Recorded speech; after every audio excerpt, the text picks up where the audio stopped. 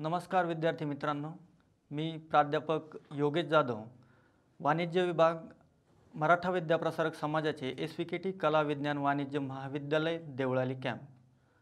आज आपण third year BCom TY BCom या वर्गाच्या कंपल्सरी विषय असलेला ऑडिटिंग अंकेक्षण या विषयाबद्दल चर्चा करणार आहोत। CBCSE pattern choice based credit system pattern अंतर्गत आपण या विषयाबद्दल मागील काही तासिकेंमध्ये आपण चर्चा केली। मागील काही तासिकेंमध्ये चर्चामध्ये आपण या ठिकाणी अंकेक्षणाची व्याख्या असेल, अंकेक्षणाचा कार्यक्रम असेल, अंकेक्षणाचे फायदे तोटे असतील व अंकेक्षणाबद्दल विविध माहिती या ठिकाणी जाणून घेतली। मग मागील सत्रामध्ये अंकेक्षण कार्यक्रम हा का राबविला जातो याची आपण या ठिकाणी चर्चा केली। अंकेक्षण कार्यक्रम म्हणजे वेळेत कुठलेही कार्य जर पूर्ण करायचं असेल तर त्याचं पूर्वनियोजन करणे होय। मग पूर्वनियोजन केल्याने अंकेक्षणाचा काय फायदा होतो तर विद्यार्थी मित्रांनो, अंकेक्षण कार्य पूर्ण करत असताना अंकेक्षक हा ते कार्य करून घेण्यासाठी त्याच्या हाताखालील कर्मचारी असतील, कलिक असतील व तो स्वतः असेल या संदर्भात तो त्या कामाचं योग्य पद्धतीने वाटप करत असतो आणि असं केलेलं कामाचं वाटप हे अंकेक्षण कार्य पूर्ण करण्यासाठी योग्य पद्धतीने त्याचा फायदा होत असतो। मग या अंकेक्षण कार्यक्रमाच्या व्याख्येवरून आपल्याला अंकेक्षण कार्यक्रमाचा उद्देश स्पष्ट होत असतो। मग मागील तासिकेमध्ये आपण एक अंकेक्षणाची व्याख्या पण बघितली होती। अंकेक्षण म्हणजे काय? एखाद्या व्यवसाय संस्थेतील आर्थिक व्यवहारांची सत्यता व त्याचे परिणाम तपासून व पडताळून पाहण्याच्या उद्दिष्टाने अंकेक्षण कार्य करत असताना त्यामध्ये विविध खाते असतात, विवरणपत्रके असतात, हे सत्य आहेत की नाही बघण्याचं काम हे अंकेक्षकाचं असतं व त्याबाबतचा योग्य असा अहवाल या ठिकाणी सादर करावा लागतो। मग असा अहवाल सादर करण्यासाठी अंकेक्षण कार्यक्रम राबवावा लागत असतो। हा कार्यक्रम राबविण्यासाठी अंकेक्षण कार्यक्रमाचा उद्दिष्ट या ठिकाणी स्पष्ट होत असतं। मग ते उद्दिष्ट स्पष्ट होत असताना या ठिकाणी विद्यार्थी मित्रांनो, मागील तासिकेमध्ये आपण बघितलं की योजना तयार करावी लागत असते। मग अशी योजना अंकेक्षण कार्य हे पूर्णतेसाठी किंवा योग्यतेसाठी महत्त्वपूर्ण ठरत असतं। त्यानंतर सूचीबद्धता, सुसूत्रता या देखील धोरणांचा या ठिकाणी अवलंब करावा लागत असतो। मग असे धोरणं या ठिकाणी व्यावसायिकांना आणि त्याचबरोबर अंकेक्षकांना फायदेशीर ठरत असतात। कोणत्याही संस्थेचं या ठिकाणी जर अंकेक्षण करायचं असेल, सरकारी असेल, खाजगी असेल, अंतर्गत अंकेक्षण असेल, या सर्व पद्धतीने आपल्याला अंकेक्षण कार्यक्रम जो कसा असतो तो या ठिकाणी मागील तासिकेमध्ये आपण बघितलं। त्याचा उद्दिष्ट पण आपण या ठिकाणी समजून घेतलेला होता। मागे त्याची पैशांची असेल, आर्थिक काही धोरणांची बचत होत असेल, त्याचबरोबर वेळेची बचत होत असेल, या संपूर्ण गोष्टींचा या उद्दिष्टांमागे या ठिकाणी समावेश होत असतो। किंवा अंकेक्षण कार्यक्रमामुळे त्या व्यावसायिकाची किंवा व्यवसायांची कशा प्रकारे आर्थिक प्रगती आहे, आर्थिक स्थिती कशी आहे हे सुद्धा आपल्याला या ठिकाणी समजून येत असतं। या संपूर्ण उद्दिष्टांचा आपण या ठिकाणी मागील तासिकेमध्ये आपण चर्चा केलेली आहे। यानंतर अंकेक्षण कार्यक्रमाचे फायदे तोटे या ठिकाणी आपण अभ्यासले। फायद्यांचा विचार जर करायचा झाला कार्यक्रमांमध्ये, अंकेक्षण कार्यक्रमाचा जर ऑडिट प्रोग्राम त्याचे फायदे कोणते असतात तर त्या ठिकाणी आपण अंकेक्षण कार्यक्रमामुळे त्याची प्रगती समजते, व्यवसायाचा व्याप किती मोठ्या प्रमाणात आहे ते आपण समजतं, विस्तार कशा पद्धतीने आहेत, त्याचबरोबर अंकेक्षण कार्यक्रम केल्यामुळे जे व्यवहारांची संख्या किती प्रमाणात आहेत, व्यवहारांची जी काही नियमितता, ज्यामध्ये सुसूत्रता असेल, त्यामध्ये योग्यता असेल, म्हणजे त्याचं सांगायचं झालं त्यामध्ये त्रुटी नसाव्या, उणिवा किती आहेत, दोष कसे असतील, हे संपूर्ण या ठिकाणी चुका झालेल्या असतील का, अफरातफरी झालेल्या असतील का, हे संपूर्ण आपल्याला त्या फायद्यांमध्ये आपल्याला बघायला मिळालं। मग त्याचा तोटा काय असेल? मग विद्यार्थी मित्रांनो, अंकेक्षण कार्य हे योजना पद्धतीने होत असतं। म्हणजे काय? एका विशिष्ट व्यक्तीला त्याच्या ज्ञानानुसार, त्याच्या कौशल्यानुसार जर कामाचं वाटप केलं आणि ते कामाचं वाटप हे वारंवार करत असल्याने, एखादं काम आपण जर वारंवार केलं तर त्याचा कंटाळवाणपणा येत असतो। म्हणजे त्या कामामध्ये असणारं जे काही ट्रान्सफरन्सी आहेत, त्यामध्ये असणारं जी काही योग्यता आहेत ती कमी होत असते। म्हणून त्याचे तोटे हे आपल्याला या ठिकाणी बघायला मिळाले। मग विद्यार्थी मित्रांनो, हे संपूर्ण आपण मागील तासिकेमध्ये बघितलेलं आहे। यानंतर अंकेक्षण नोंदवही पण आपण मागील तासिकेमध्ये बघितलं।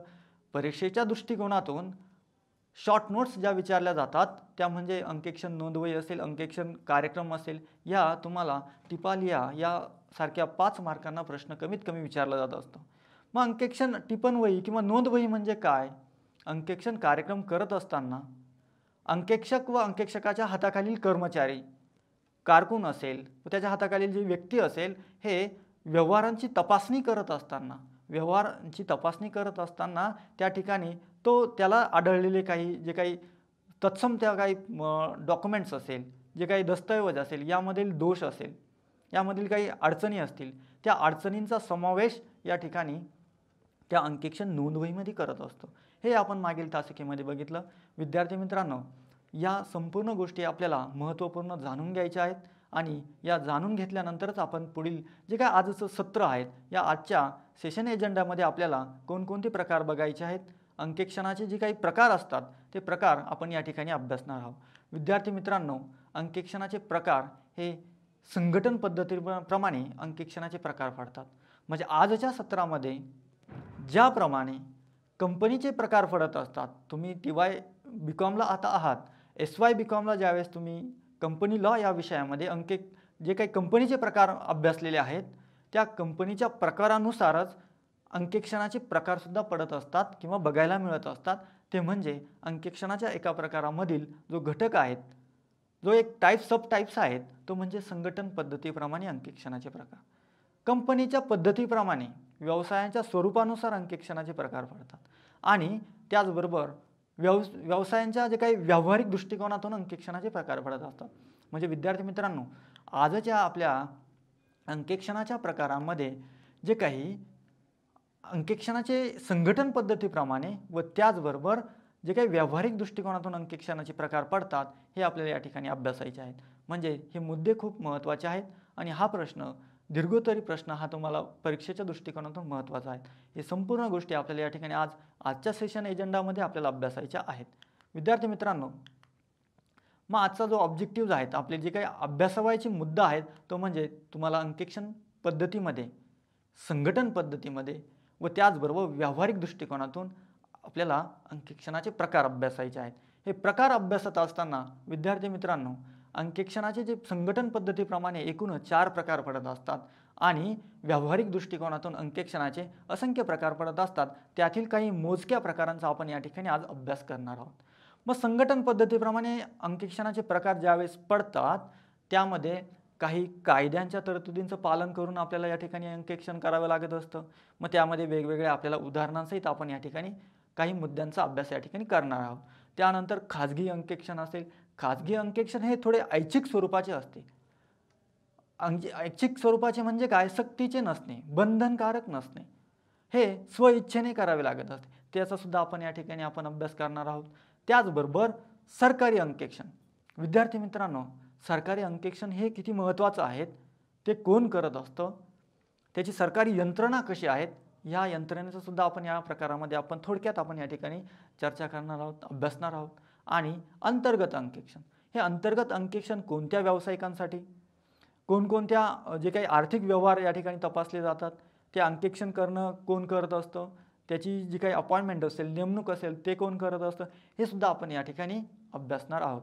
मग विद्यार्थी मित्रांनो, ह्या अंकेक्षण पद्धतीच्या प्रकारामध्ये संघटन पद्धतीचा जो प्रकार आहे, तो अतिशय महत्त्वपूर्ण आहे.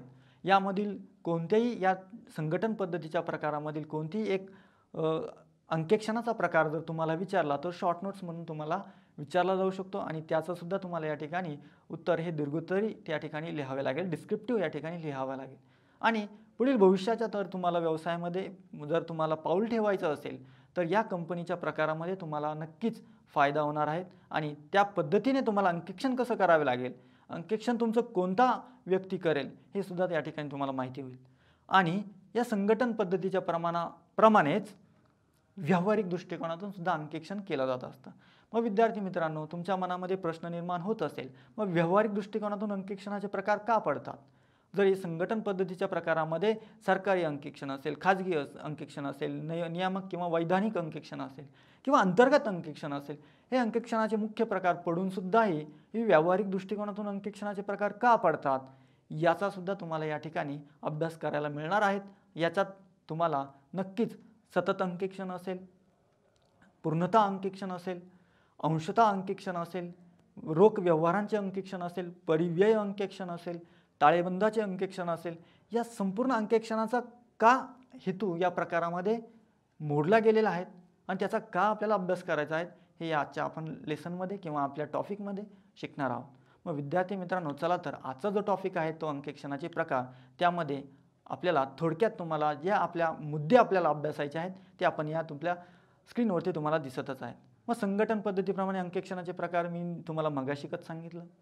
नियामक अंकेक्षण, या नियामक अंकेक्षणामध्ये कंपनीचे अंकेक्षण असेल, विश्वस्त संस्थांचे अंकेक्षण असेल, इतर संस्थांचे अंकेक्षण असेल. म्हणजे काय, कंपनी अंकेक्षण किंवा विश्वस्त संस्थांचे अंकेक्षण सोडून जे अंकेक्षण आपल्याला करायचे आहेत नियामक अंकेक्षणामध्ये, वैधानिक अंकेक्षणामध्ये, तर ते म्हणजे काय, इतर संस्थांचे अंकेक्षण. यानंतर जे असतं ते खाजगी अंकेक्षण, सरकारी अंकेक्षण व अंतर्गत अंकेक्षण. आणि व्यावहारिक दृष्टिकोनातून चर्चा करायची झाली तर तुम्हाला माहिती असेल संपूर्ण अंकेक्षण हे संपूर्ण काळाकरता आपल्याला त्या व्यवसायाच्या आर्थिक जे काही 12 महिन्यांचा जो कालावधी असतो आर्थिक वर्षाचा, या संपूर्ण वेळेमध्ये आपल्याला करायचं असतं. अंशतः अंकेक्षण असेल, वार्षिक अंकेक्षण असेल, मध्यावधी अंकेक्षण असेल, ताळेबंदाचे अंकेक्षण, परिव्यय अंकेक्षण, खास अंकेक्षण आणि रोख खात्यांचे अंकेक्षण या ठिकाणी आपल्याला अभ्यासायचे आहे. मग या पद्धतीमध्ये आपल्याला संघटन पद्धतीचा आपल्याला अभ्यास करायचा आहे. विद्यार्थी मित्रांनो, नियामक अंकेक्षण म्हणजे काय याची व्याख्या या ठिकाणी आपल्याला दिलेली आहे. कायद्यातील, कायदा म्हणजे कोणता विद्यार्थी मित्रांनो, कंपनी कायदा हा जो आहे 1956 आणि जो सुधारित त्यामध्ये 2013चा कायदा यामध्ये ॲड केलेला आहे. यामध्ये काही त्रुटी असतील, दोष असतील, नवीन नवीन बदल असतील, हे 2013मध्ये आपल्याला ॲड केलेले आहे. परंतु पूर्वीचा 1956चा जो कायदा आहे 1956 कंपनी कायदा, या कंपनी कायद्यातील तरतुदीनुसार ज्या व्यवसाय संस्थांनी किंवा ज्या कंपन्यांनी हिशोब तपासणी किंवा अंकेक्षण करणे सक्तीचे आहे, अनिवार्य असते, अशा अंकेक्षणाला नियामक अंकेक्षण असं म्हटलं जातं. मग यालाच प्रतिशब्दसुद्धा या ठिकाणी दिलेले आहेत. वैधानिक अंकेक्षण असेल, कायदेशीर अंकेक्षण असेल, हे सुद्धा या ठिकाणी याला उच्चारलं जात असतं किंवा असे शब्दसुद्धा म्हटले जात असतात. आणि या नियामक अंकेक्षणाचे काही प्रकार पडत असतात. विद्यार्थी मित्रांनो, कंपनीच्या प्रकारानुसार अंकेक्षणाचे प्रकार पडतात आणि त्यामध्ये अंकेक्षणाच्या प्रकारामध्ये पहिला महत्त्वाचा प्रकार म्हणजे नियामक अंकेक्षण. नियामक अंकेक्षण म्हणजे कंपनीचा जो 1956चा जो कायदा आहे, या कायद्या अंतर्गत जी कंपनी स्थापन झालेली आहे त्या अंतर्गत जेवढ्या कंपन्या येतील त्या कंपन्यांना अंकेक्षण करणं हे सक्तीचे आहेत, अनिवार्य आहेत. मग ते अनिवार्य कसे आहेत, मग त्याचं आपल्याला त्याचे जे काही प्रकारस आहेत, कोणकोणते आपल्याला त्याच्यामध्ये मुद्दे आपल्याला बघायचे आहेत ते आपण 1 बाय 1 बघणार आहोत. मग त्याचे 3 प्रकार पडतात. तो पहिला प्रकार म्हणजे काय, यामध्ये कंपनी अंकेक्षण. व विद्यार्थी मित्रांनो, कंपनी अंकेक्षण म्हणजे काय, कंपनी कायदा 1956 अंतर्गत ज्या कंपन्या स्थापन झालेल्या आहेत अशा कंपन्यांना कंपनी अंकेक्षण असं म्हटलं जातं. म्हणजे काय, त्या कंपनी अंकेक्षणाअंतर्गत संपूर्ण व्यवहारांची, खात्यांची 1956 अंतर्गत स्थापन झालेल्या सर्व कंपन्यांना या ठिकाणी कंपनी अंकेक्षण करून घेणं गरजेचं असतं. हे सुद्धा या ठिकाणी आपल्याला या संघटन पद्धतीच्या प्रकारामध्ये अभ्यासायचं आहे. मग कंपनी अंकेक्षण करत असताना कंपनी अंकेक्षकाला त्या व्यवहारांसंदर्भात जो काही अहवाल सादर करायचा असतो तो अहवाल हा या ठिकाणी महत्त्वपूर्ण मानला जातो. मग कंपनी अंकेक्षण म्हणजे काय, ज्या सरकारी कंपन्या आहेत, ज्या सरकारी कंपन्या आहेत आणि ज्या खाजगी कंपन्या आहेत यांच्यापेक्षा वेगळा प्रकार जो आहे तो नियामक अंकेक्षणाअंतर्गत येत असतो. म्हणजे काय, तुम्हाला सोप्या भाषेत मी मगाशी सांगितलं, जी कंपनी, जी व्यावसायिक संस्था कंपनी कायद्याअंतर्गत स्थापन झालेली आहेत त्याची नोंद सरकार दरबारी आहेत, पण ती कंपनी कायद्याअंतर्गत त्या कंपनीचं स्वरूप निर्माण झालेलं आहे, अशा कंपन्यांना कंपनी अंकेक्षण करणं गरजेचं असतं. आणि 1956 कायद्याच्या अंतर्गत या ठिकाणी याची तरतूद केलेली आहे किंवा नोंद केलेली आहे. मग या संघटन पद्धतीप्रमाणे अजून एक कंपनीचा प्रकार पडत असतो, अंकेक्षणाचा प्रकार पडत असतो, तो म्हणजे विश्वस्त संस्थांचे अंकेक्षण. मग विद्यार्थी मित्रांनो, विश्वस्त संस्थांचे अंकेक्षण म्हणजे काय असतं, जसं कंपनी अंकेक्षण करणं हे कायद्याने बंधनकारक आहेत, गरजेचेच आहेत, सक्तीचेच आहेत, तसं विश्वस्त संस्थांचे अंकेक्षण करून ते गरजेचं आहेत का, तर हो, ते नक्की ते सुद्धा गरजेचं आहे. त्याचं कारण म्हणजे काय, विद्यार्थी मित्रांनो, विश्वस्त संस्था या काय असतात, ना नफा आणि ना तोटा या तत्वावर चालत असतात. म्हणजे या विश्वस्त संस्थांचं आपण उदाहरणसुद्धा या ठिकाणी आपण बघणार आहोत. यांचं अंकेक्षण करणं का गरजेचं आहे? या संस्थेवरती विश्वस्त म्हणून ज्या व्यक्तींची नेमणूक केली जात असते, असे व्यक्ती या संस्थेच्या कारभारावरती, दैनंदिन कामकाजावरती कुठल्या प्रकारची अफरातफर, कुठल्या प्रकारच्या चुका, त्यामध्ये असणाऱ्या ज्या काही लवाड्या असतील, त्यामध्ये असणारे काही जे अफरातफर असतील, वेगवेगळ्या प्रकारचे पैशांचे फ्रॉड्स असतील, हे असे करत नाही ना, या ठिकाणी आपल्याला नियंत्रण ठेवण्यासाठी अंकेक्षण करणं गरजेचं असतं. मग विद्यार्थी मित्रांनो, मग या विश्वस्त संस्थांना वेगवेगळ्या ज्या काही मोठमोठे व्यक्ती असेल, वेगवेगळ्या कंपन्या असतील, उद्योगपती असतील, हे या विश्वस्त संस्थांना निधी पुरवठा करत असतात. मग या निधींचा पुरवठा करत असताना त्यामध्ये होणारा जो खर्च आहे, तो खर्च योग्य पद्धतीने केलेला आहे का नाही, योग्य पद्धतीने केला असेल किंवा नसेल, हे आपल्याला केव्हा समजेल? ज्यावेळेस त्याचं अंकेक्षण केल्यानंतर. मग अंकेक्षण करण्यासाठी तो व्यक्ती जो नेमला जात असतो, तो व्यक्ती या संपूर्ण संस्थेचं, विश्वस्त संस्थेचं अंकेक्षण करत असतो. मग या विश्वस्त संस्था कोण असतात? या विश्वस्त संस्था म्हणजे तुम्हाला उदाहरण द्यायचं झालं तर या ठिकाणी आपण नाशिक जिल्ह्यातील असे असंख्य उदाहरण घेऊ शकतो, किंवा दुसरं एक उदाहरण आपल्याला सांगता येईल, शिर्डी साई संस्थान. शिर्डी साई संस्थान काय आहेत, याचं अंकेक्षण करणं का गरजेचं आहे? तर विश्वस्त संस्था जी आहेत त्या संस्थेचं अंकेक्षण करणं या ठिकाणी महत्त्वपूर्ण असतं. मग या शिर्डी साई संस्थांमध्ये वेगवेगळ्या प्रकारचे या ठिकाणी निधी असेल, पैशाचा जर त्या ठिकाणी पुरवठा असेल, वेगवेगळ्या पैशाच्या स्वरूपात असणारे जे माध्यमे त्या ठिकाणी जमा होत असतात, तिथे सोनं असेल, इतर काही त्या ठिकाणी जमा होत असतं. यांचं जे काही मूल्यमापन ठरवायचं असतं ते आपण या ठिकाणी कंपनीचं जे काही ॲसेट असतील त्याचप्रमाणे त्या मालमत्तेअंतर्गत त्या सोन्याचा या ठिकाणी दर निश्चित करून त्याचं व्हॅल्युएशन काढून ते व्हॅल्युएशनानुसार संस्थेचा येणारा निधी जो आहे त्या निधीचं या ठिकाणी आपल्याला मूल्यमापन आणि मोजमाप या ठिकाणी करता येत असतं. मग अशा ठिकाणी त्या संस्थेचं आर्थिक वर्ष संपल्यानंतर त्याचं जे काही ॲन्युअल आपण ऑडिट केल्यानंतर रिपोर्ट सादर करत असतो, त्या रिपोर्टवरती आपल्याला स्पष्ट या ठिकाणी खर्च किती झालेला असेल, उत्पादन किती झालेलं आहे, हे आपल्याला थोडक्यात समजत असतं. सरकारप्रती किंवा गव्हर्नमेंटला या ठिकाणी कुठल्याही प्रकारचा कर जात नसेल तरीसुद्धा या संस्थेचं अंकेक्षण करणं गरजेचं आहे. का गरजेचं आहे तर ते आपण मगाशीच अभ्यासलं. यामध्ये अफरातफर होण्यास मोठा वाव असतो. यासाठी विश्वस्त संस्थांचे अंकेक्षण करून घेणे कायद्याने गरजेचे आहेत, हे आपण या ठिकाणी अभ्यासलं. मग यानंतर संघटन पद्धतीच्या प्रकारामध्ये नियामक अंकेक्षणाच्या पहिल्या प्रकारात कंपनी अंकेक्षण, दुसऱ्या प्रकारामध्ये विश्वस्त संस्थांचे अंकेक्षण आणि तिसरा प्रकार जो आहे इतर संस्थांचे अंकेक्षण. मग विद्यार्थी मित्रांनो, नियामक किंवा वैधानिक अंकेक्षणामध्ये या अंकेक्षणाचे काही सब पॉईंट, सब टाईप्स पडतात. यामध्ये पहिले दोन असेल कंपनी अंकेक्षण, विश्वस्त संस्थांचे अंकेक्षण आणि तिसरा म्हणजे इतर संस्थांचे अंकेक्षण. मग यामध्ये बोलायचं झालं तर कंपनी अंकेक्षण सोडून किंवा विश्वस्त संस्थांचे अंकेक्षण सोडून ज्या संस्था उरतात त्या संस्थांचं अंकेक्षण या अंतर्गत येत असतं. मग याचं उदाहरण दिलं तर तुम्हाला पटकन समजण्यात येईल. मग याचं उदाहरण म्हणजे काय, महाराष्ट्र राज्य विद्युत महामंडळ असेल, ते कंपनी अंकेक्षणामध्ये मोडलं जात नाही, विश्वस्त संस्थांच्या अंकेक्षणामध्ये मोडलं जात नाही. मग ते कशामध्ये, वैधानिक स्वरूपात, सक्तीचं तर आहे तर ते म्हणजे इतर संस्थांच्या अंकेक्षणाच्या प्रकारात मोडतं.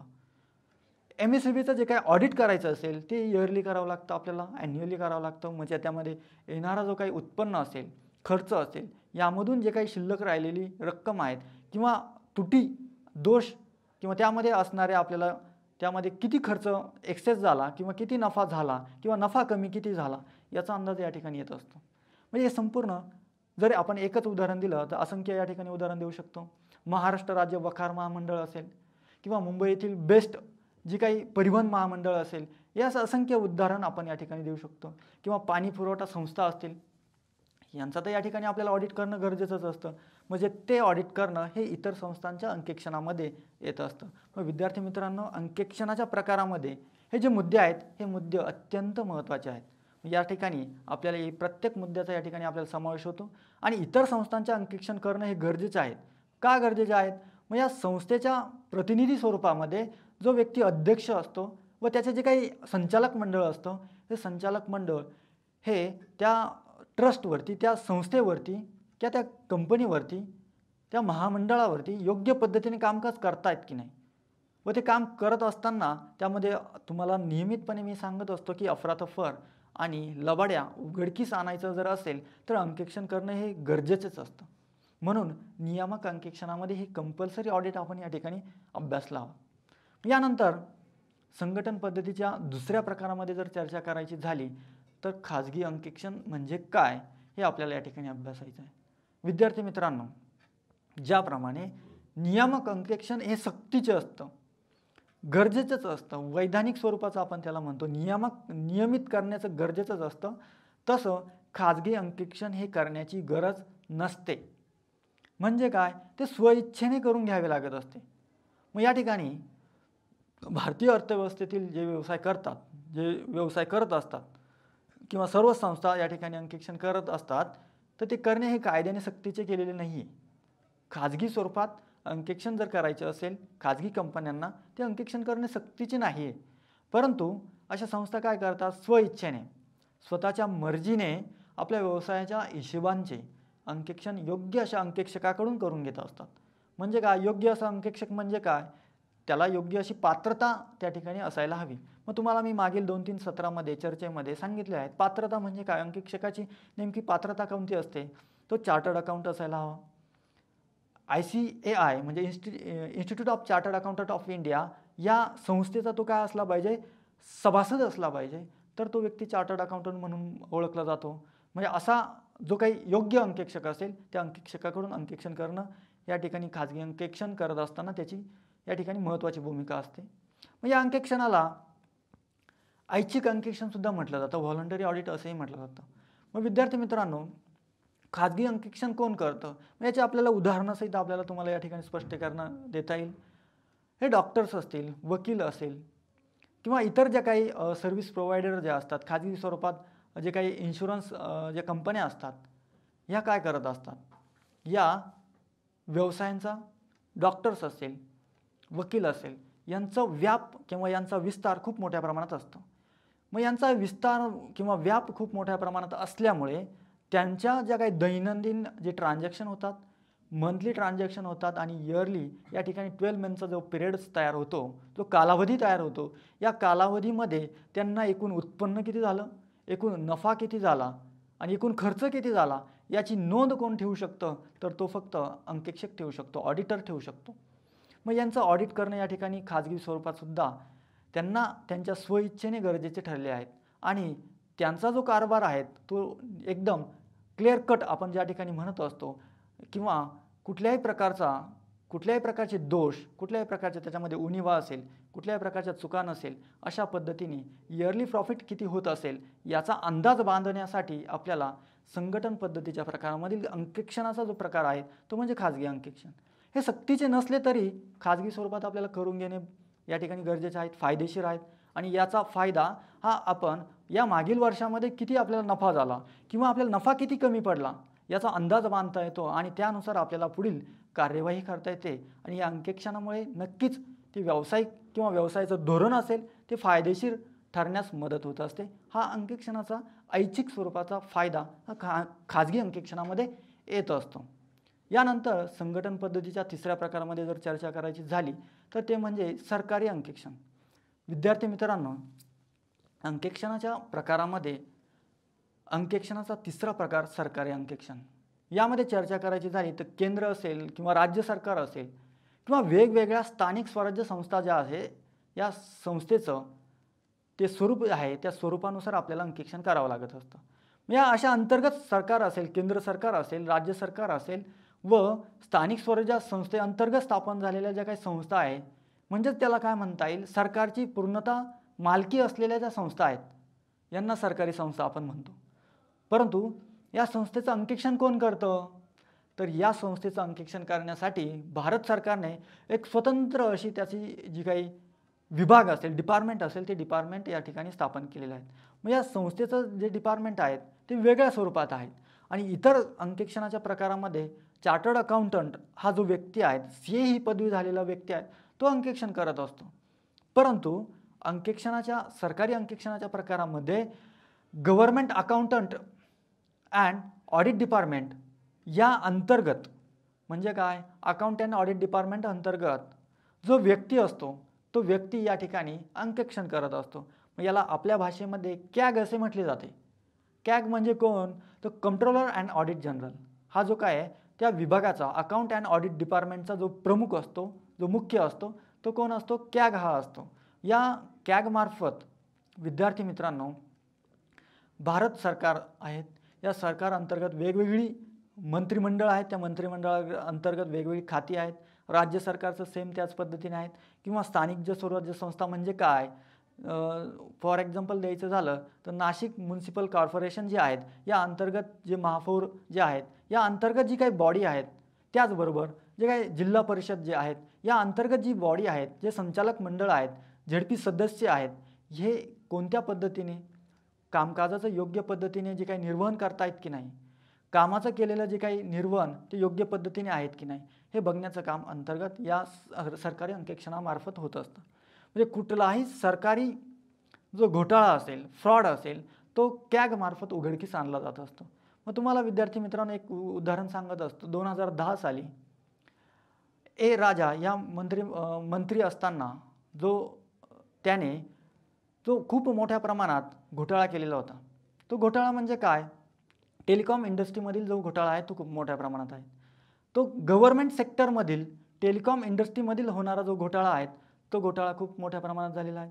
तो कॅग या संस्थेमार्फत उघडकीस आणलेला आहे.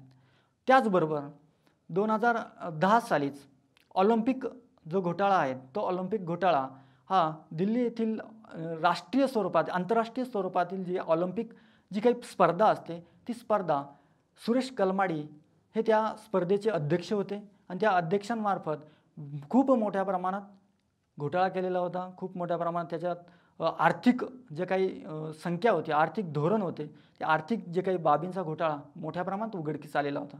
तो कोणी केलेला होता, तो फक्त गव्हर्नमेंटचे जे काही व्यक्ती असतात ते म्हणजे CAG, controller and audit general या व्यक्तीने उघडकीस आणलेला होता. असे बहुसंख्य उदाहरण तुम्हाला या ठिकाणी सांगता येऊ शकतात. या अंतर्गत सरकारी अंकेक्षण होत असतं. म्हणजे संघटन पद्धतीप्रमाणे अंकेक्षणाच्या प्रकारामध्ये केंद्र सरकार, राज्य सरकार व स्थानिक स्वराज्य संस्थेअंतर्गत ज्या स्थापन झालेल्या संस्था आहेत या संस्थेवरती नियंत्रण ठेवण्यासाठी सरकारी अंकेक्षणाची गरज असते आणि त्या व्यक्तीलाच कंट्रोलर अँड ऑडिट जनरल असे म्हटले जाते.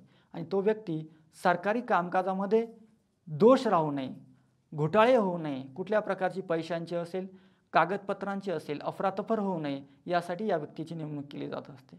हे आपल्याला या अंकेक्षणाच्या, सरकारी अंकेक्षणाच्या प्रकारामध्ये अभ्यासायला मिळतं. मग विद्यार्थी मित्रांनो चौथा प्रकार म्हणजे संघटन पद्धतीच्या प्रकारामध्ये तो म्हणजे अंतर्गत अंकेक्षण. मग विद्यार्थी मित्रांनो अंतर्गत अंकेक्षण करणं गरजेचे असते का, तर नाही. मग ते का केले जाते तर त्याचं या ठिकाणी आपल्याला थोडक्यात अभ्यास करायचा आहे.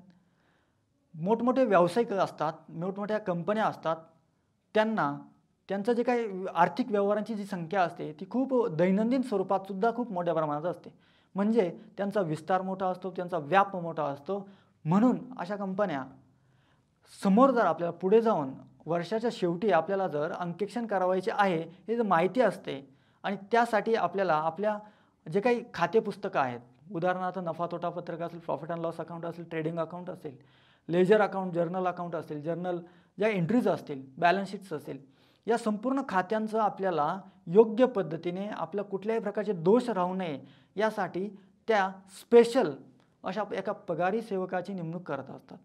म्हणजे काय, तो अंकेक्षक म्हणून काम करत असताना तो पगारी स्वरूपात असतो, तो सॅलराईज पर्सन या ठिकाणी म्हणून काम करत असतो. आणि अशा सॅलराईज पर्सनने अंकेक्षण केलेले असताना त्याच्यामध्ये हिशोब पुस्तकांमध्ये कोणत्याच प्रकारचे दोष, त्रुटी, उणिवा व अफरातफरी राहू नये इत्यादी झालेल्या व्यवहारांमधले दोष शोधून काढून आणि आपल्याला फायनल अंकेक्षणासाठी किंवा ऑडिटसाठी आपल्याला ते दोष राहू नये यासाठी पगारी सेवकाची नेमणूक केली जात असते. म्हणजे अशा अंकेक्षकाने केलेल्या अंकेक्षणालाच अंतर्गत अंकेक्षण असं म्हटलं जातं. उदाहरणार्थ सांगायचं झालं तर आपल्याला या ठिकाणी महिंद्रा अँड महिंद्रा कंपनीचं जर उदाहरण द्यायचं झालं तर या महिंद्रा अँड महिंद्रा कंपनीमध्ये दररोजचे व्यवहार खूप मोठ्या प्रमाणात होत असतात, असंख्य व्यवहार होत असतात. मग या असंख्य व्यवहारांची नोंद या ठिकाणी होत असते. मग यामध्ये थोडीशी चुका पण होत असतील, अनावधानाने होत असतील किंवा जाणीवपूर्वक होत असतील. मग या चुका होऊ नये, भविष्यात आपल्याला अंकेक्षण ऑडिट करायचे आहेत, या ऑडिटसाठी आपल्याला कुठल्याही प्रकारचे दोष राहू नये. मग हे दोष कमी करण्यासाठी, त्रुटी कमी करण्यासाठी, अडचणी कमी करण्यासाठी आपल्याला एकदम फेअर ऑडिट करण्यासाठी अंतर्गत अंकेक्षणाची नेमणूक करून तो फायदा हा व्यावसायिकांना उचलायचा असतो. आणि अशा पद्धतीचं अंतर्गत अंकेक्षण करणं हे कायद्याने जरी सक्तीचे नसेल पण ऐच्छिक स्वरूपाचे नक्कीच या ठिकाणी फायदेशीर होते आणि कमीत कमी वेळेमध्ये फायनल अंकेक्षण या ठिकाणी होत असते. म्हणजे काय, आपण अधिकृत अंकेक्षण ज्यावेळेस करत असतो त्यावेळेस वेळेचा या ठिकाणी अपव्यय होत नाही किंवा वेळेचं या ठिकाणी किंवा एक्सेस टाईम या ठिकाणी लागत नाही, वेळ बचत होते, त्यामुळे फायदा हा खूप मोठ्या प्रमाणात होतो. या संघटन पद्धतीच्या प्रकारामध्ये आपण नियामक अंकेक्षण असेल, खाजगी अंकेक्षण असेल, सरकारी अंकेक्षण असेल आणि अंतर्गत अंकेक्षण असेल, हे आपण या ठिकाणी प्रकार अभ्यासले. या संघटन पद्धतीच्या प्रकारामध्ये हे अत्यंत 4 महत्त्वाचे प्रकार आहेत. मग त्यामध्ये पहिल्या अंकेक्षणाच्या प्रकारामध्ये म्हणजे नियामक अंकेक्षणाच्या प्रकारामध्ये कंपनी अंकेक्षण असेल, विश्वस्त संस्थांचे अंकेक्षणाचे प्रकार असेल, त्याचबरोबर इतर संस्थांचे अंकेक्षणाचे प्रकार, हे पण या ठिकाणी महत्त्वाचे मुद्दे आपण अभ्यासले. आणि यानंतर कंपनी अंकेक्षणाच्या प्रकारामध्ये किंवा अंकेक्षणाच्या प्रकारामध्ये संघटन पद्धतीप्रमाणे अंकेक्षणाचे प्रकार पडतात आणि व्यावहारिक दृष्टिकोनातून अंकेक्षणाचे प्रकार पडतात. म्हणजे संघटन पद्धतीप्रमाणे आपण डिस्कस केलेलं आहे ऑलरेडी आणि व्यावहारिक दृष्टिकोनातून अंकेक्षणाचे प्रकार कोणकोणते आहेत ते या ठिकाणी आपण अभ्यासणार आहोत. ते म्हणजे संपूर्ण अंकेक्षण.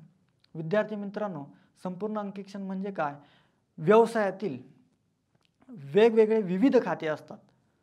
मग या वेगवेगळ्या विविध खात्यांचं अंकेक्षण करणं, ते संपूर्णतः करणं, पूर्णतः करणं, याला संपूर्ण अंकेक्षण शब्दशः आपण याचा अर्थ घेऊ शकतो. मग असे अंकेक्षण करत असताना अंकेक्षकाला संपूर्ण खात्यांमधील व्यवहारांची तपासणी करावी लागत असते. असे जे व्यवहार, त्यामध्ये असलेल्या ज्या काही उणिवा असेल किंवा दोष असतील, ते जोपर्यंत त्यांचं समाधान होत नाही तोपर्यंत त्या संपूर्ण अंकेक्षणाची या ठिकाणी चर्चा करत असतो. आणि अंकेक्षण करत असताना त्याचं जोपर्यंत समाधान होत नाही तो समाधान होईपर्यंत अंकेक्षण या ठिकाणी करत असतो. मग विद्यार्थी मित्रांनो, हे संपूर्ण अंकेक्षणाच्या प्रकारामध्ये महत्त्वपूर्ण बाब या ठिकाणी आपल्याला लक्षात येईल. आणि सेकंड ज्याचा जो व्यावहारिक दृष्टिकोनातून अंकेक्षणाचे प्रकार आहेत ते म्हणजे अंशतः अंकेक्षण. मग विद्यार्थी मित्रांनो, संपूर्ण अंकेक्षण म्हणजे काय, संपूर्ण खात्यांचं अंकेक्षण करणं. मग व्यवसायामध्ये खाते कोणकोणते असतात ते म्हणजे जमा खर्च असेल, प्रॉफिट अँड लॉस अकाउंट असेल, त्याचबरोबर इन्कम अँड एक्सपेंडिचर अकाउंट असेल, बॅलन्स शीट असेल, ट्रायल बॅलन्स असेल, जर्नल एंट्री असतील, लेजर अकाउंट्स असतील, या संपूर्ण खात्यांचं आपल्याला अंकेक्षण संपूर्ण अंकेक्षणामध्ये करावं लागत असतं.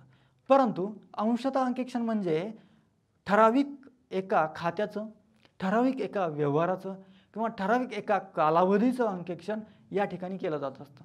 म्हणजे व्यवहाराच्या दृष्टिकोनातून अंकेक्षणाच्या प्रकारामध्ये अंशतः अंकेक्षणाचा प्रकार मोडला जात असतो. म्हणजे ठराविक एका भागाचं किंवा कालावधीचं अंकेक्षण या ठिकाणी केलं जातं, त्यालाच अंशतः अंकेक्षण म्हटलं जातं.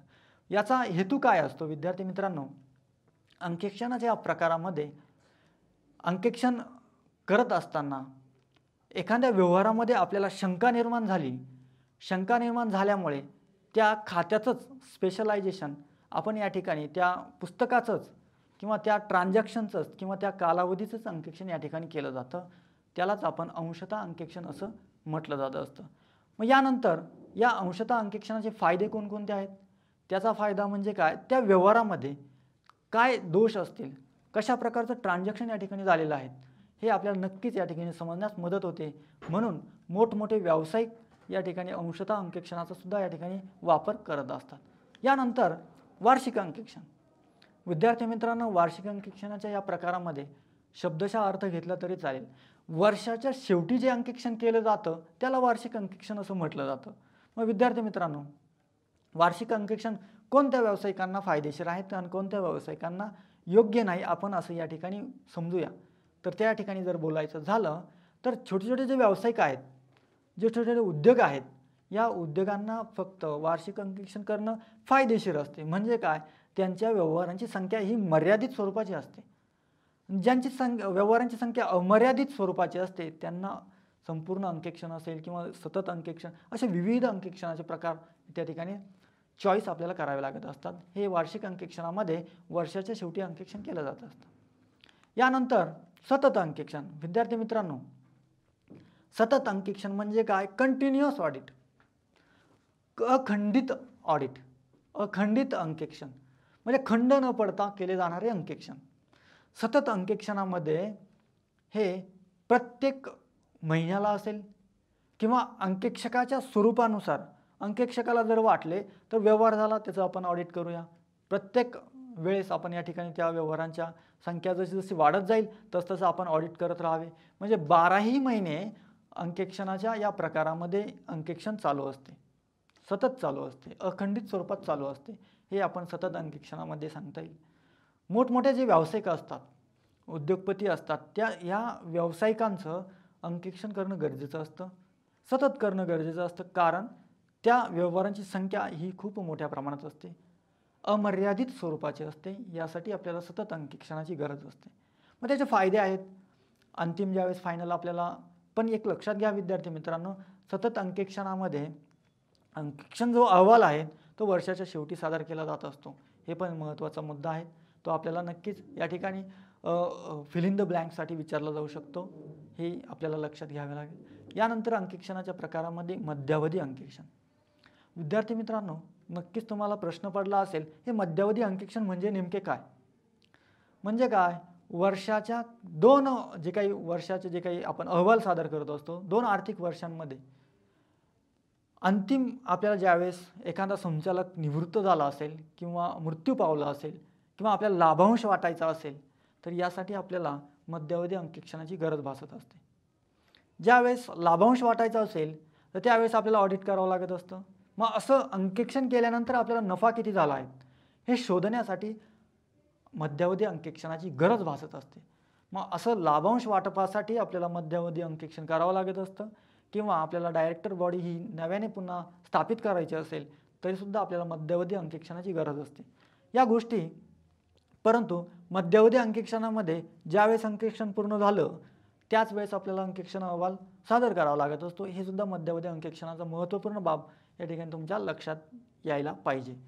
यानंतर आपल्याला अंकेक्षणाच्या प्रकारामध्ये ताळेबंदाचे अंकेक्षण. विद्यार्थी मित्रांनो, ताळेबंदाच्या अंकेक्षणाच्या प्रकारामध्ये ताळेबंदामध्ये असलेले म्हणजे काय? बॅलन्स शीटमध्ये असलेली जी ॲसेट्स अँड लायबिलिटी, मालमत्तेचं म्हणजे मालमत्तेमध्ये कोणकोणत्या गोष्टी येतात, ज्या काही गुडविल असेल, मशिनरी असेल, बिल्डिंग असेल, लँड्स असतील, अदर फर्निचर्स असतील, यामध्ये स्पेसिफिक एखाद्या घटकाबद्दल जर अंकेक्षकाला शंका निर्माण झाली त्या बाबतीत अंकेक्षण घडवून आणले जात असते.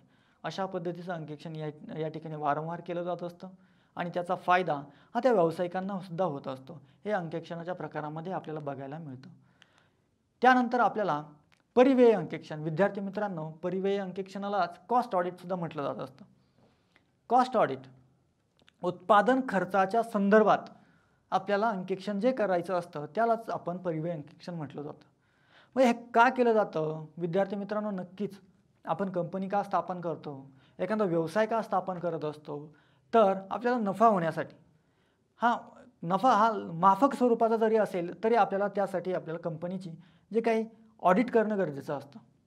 त्यावरून आपल्याला नफा किती आहेत आणि आपल्याला धोरणं कसे बदलावे लागतील, निर्णय कशा पद्धतीने घ्यावे लागतील, हे परिव्यय अंकेक्षणामार्फत होत असतं. म्हणजे काय? आपण XYZ उत्पादन घेत आहोत आणि त्या उत्पादनामध्ये आपला होणारा खर्च आणि नफा हा किती प्रमाणात आहे हे आपल्याला फक्त परिव्यय अंकेक्षणामार्फत होत असतं. म्हणजे परिव्यय अंकेक्षण करत असताना उत्पादन खर्च किती झाला आणि त्याचा फायदा हा आपल्याला नफा किती ठेवण्यासाठी, एकूण नफ्याचा जे काही हिस्सा किती असेल त्या हिस्स्यासाठी आपल्याला परिव्यय अंकेक्षण गरजेचं असतं. उत्पादन खर्चा संदर्भात केलं जाणारं अंकेक्षण म्हणजे परिव्यय अंकेक्षण हे आपल्याला सांगता येईल. मग विद्यार्थी मित्रांनो, परिव्यय अंकेक्षणानंतर खास अंकेक्षण म्हटलं कशा पद्धतीने असतं ते सुद्धा महत्त्वाची बाब आहे. सरकारी कंपन्या असतात, गव्हर्नमेंट सेक्टरमध्ये खास अंकेक्षणाची तरतूद या ठिकाणी मांडलेली आहे. व्यवहाराच्या दृष्टिकोनातून व्यवहार करत असताना एखाद्या स्पेसिफिक डिपार्टमेंटमार्फत, सपोज PWD डिपार्टमेंट आहेत, या डिपार्टमेंटमार्फत आपल्याला समजलं की या खात्याअंतर्गत कुठेतरी बांधकाम चालू आहेत आणि त्या खात्याअंतर्गत हे बांधकाम चालू असताना एका संबंधित त्या व्यवहारामध्ये खूप मोठ्या प्रमाणात घोटाळा झालेला आहे. मग त्याची आपल्याला चौकशी करायची असेल तर त्यासाठी स्पेशल ऑडिट या ठिकाणी नेमणूक केली जाते. स्पेशल ऑडिटची अपॉइंटमेंट या ठिकाणी ऑडिटरची अपॉइंटमेंट केली जात असते. मग खास अंकेक्षणामध्ये त्या स्पेसिफिक खात्याअंतर्गत त्या एका व्यवहाराची या ठिकाणी चौकशी केली जात असते. म्हणजे त्यामध्ये अनियमितता शोधण्याचं काम या ठिकाणी केलं जात असतं. गैरव्यवहार शोधण्याचं काम या ठिकाणी केलं जात असतं. म्हणजे ज्या ठिकाणी शंका निर्माण झाली त्या ठिकाणी खास अंकेक्षणाची गरज भासली हे आपल्याला सांगता येईल. विद्यार्थी मित्रांनो, हा मुद्दा नक्कीच तुमच्या लक्षात आला असेल. आणि यानंतर योग्यता अंकेक्षण. योग्यता अंकेक्षणामध्ये सांगायचं झालं, योग्य अशा व्यवहारासंदर्भात योग्य त्या ठिकाणी या व्यवहारांची गरज असते, अंकेक्षणाची गरज असते. या ठिकाणी अंकेक्षणाची या ठिकाणी नक्कीच महत्त्वपूर्ण फायदा या अंकेक्षणामार्फत होत असतो. योग्य अशा व्यवहारांमार्फत या ठिकाणी कोण केलं जातं, कोण करतं, तर तुम्हाला नक्कीच सांगता येईल जे छोटे छोटे व्यावसायिक आहेत ते नियमितपणे योग्यता अंकेक्षणाचा अवलंब करत असतात आणि त्याचा फायदा त्यांना दैनंदिन व्यवहारामध्ये त्यांच्या नफ्यामध्ये महत्तम वाढ करण्यासंदर्भात होत असतो. आणि यानंतर अंकेक्षणाच्या रोख पद्धतीने अंकेक्षण केलं जातं. असं प्रकारामध्ये रोख खात्यांचे अंकेक्षण. व्यावहारिक दृष्टिकोनातून अंकेक्षणाचे प्रकार आपण या ठिकाणी जर अभ्यासायचं झालं, जे काही कॅश ऑडिट असतं, रोख खात्यांमध्ये म्हणजे काय, जे काही जमा झालेले पैसे असतील किंवा काढलेले पैसे असतील, खर्च झालेले पैसे असतील, कॅश अकाउंटमधून किती प्रमाणात खर्च झाला, किती प्रमाणात आपण त्याच्यामध्ये कॅश जमा झाली, डिपॉझिट झाली, हे संपूर्णपणे या अंतर्गत आपल्याला कॅश ऑडिटमध्ये होत असतं. मग या कॅश ऑडिटमध्ये या गोष्टी महत्त्वपूर्ण मानल्या जातात आणि त्याचा फायदा हा तुम्हाला नक्कीच होत असतो. म्हणजे व्यवहारामध्ये कॅश स्वरूपात म्हणजे रोख स्वरूपामध्ये किती प्रमाणात तोटा झाला हे आपल्याला शोधण्याचं काम या रोख खात्याच्या अंकेक्षणामार्फत होत असतं हे आपल्याला सांगता येईल. मग विद्यार्थी मित्रांनो, आजच्या आपल्या अंकेक्षणाच्या ज्या काही प्रकारांमध्ये रोख स्वरूपाचं जे अंकेक्षणाचा प्रकार असेल म्हणजे काय, संघटन पद्धतीच्या अंकेक्षणाच्या प्रकारामध्ये किंवा व्यावहारिक दृष्टिकोनातून अंकेक्षणाच्या प्रकारामध्ये आपण वेगवेगळ्या स्वरूपाची माहिती जाणून घेतली. म्हणजे काय, अंकेक्षण म्हणजे काय विद्यार्थी मित्रांनो, कोणत्याही एखाद्या व्यवसाय संस्थेच्या हिशोबांचे पुस्तकांचे हिशोब पुस्तकांचे म्हणजे काय, जमा खर्च असेल, त्या ताळेबंद असेल, कागदपत्रांचे परीक्षण करणे. म्हणून व्यवसाय संस्थेच्या प्रकारानुसार, त्यांच्या गरजेनुसार, त्यांच्या खाजगी व सरकारी किंवा व्यावसायिकांवरील अंकेक्षण पद्धतीलाच आपण काय म्हणतो, अंकेक्षण प्रकारामध्ये या संपूर्ण गोष्टींचा स्वीकार या ठिकाणी आपल्याला करावा लागत असतो. हे मुद्दे आपल्याला या ठिकाणी अभ्यासावे लागत असतात आणि या अंकेक्षणाच्या प्रकारानुसार तुम्हाला काही प्रश्न, काही स्टुडंट असाइनमेंट, स्वाध्याय या ठिकाणी आपल्याला कोणकोणते आहेत ते बघता येईल. मग विद्यार्थी मित्रांनो, नियामक प्रश्न क्रमांक 1 नियामक अंकेक्षण म्हणजे काय, प्रश्न क्रमांक 2 संपूर्ण अंकेक्षण म्हणजे काय, आणि प्रश्न क्रमांक 3 सतत अंकेक्षण म्हणजे काय, आणि प्रश्न क्रमांक 4 वार्षिक अंकेक्षण म्हणजे काय, हे एकूण 4 प्रश्नांचा या ठिकाणी तुम्हाला आजच्या सत्रामध्ये अभ्यास करायचा आहे. आणि तुमच्या होम असाइनमेंटसाठी हे तुम्हाला 4 प्रश्न नक्कीच अभ्यासायला आणि महत्त्व करून परीक्षेच्या दृष्टिकोनातून महत्त्वाचे प्रश्न आहेत हे तुम्हाला अभ्यासायचे आहेत. यानंतर आपण पुढील लेक्चरसाठी कोणकोणते आपण मुद्दे लक्षात घेणार आहोत. अंकेक्षण करत असताना यामध्ये अंकेक्षणाच्या उद्दिष्टांमध्ये काही प्रकार पडत असतात, ते म्हणजे दुय्यम उद्दिष्टांमध्ये. दुय्यम उद्दिष्टांमध्ये आपल्याला चुकांचे प्रकार कोणकोणते आहेत ते आपल्याला अभ्यासायचे आहेत व त्याचबरोबर अफरातफरीचे कोणकोणते प्रकार आहेत ते पण आपल्याला अभ्यासायचे आहेत. हे आपल्याला पुढील तासिकेसाठी किंवा पुढील चर्चासत्रामध्ये अभ्यासायचे आहेत. या ठिकाणी आपण थांबूया. धन्यवाद.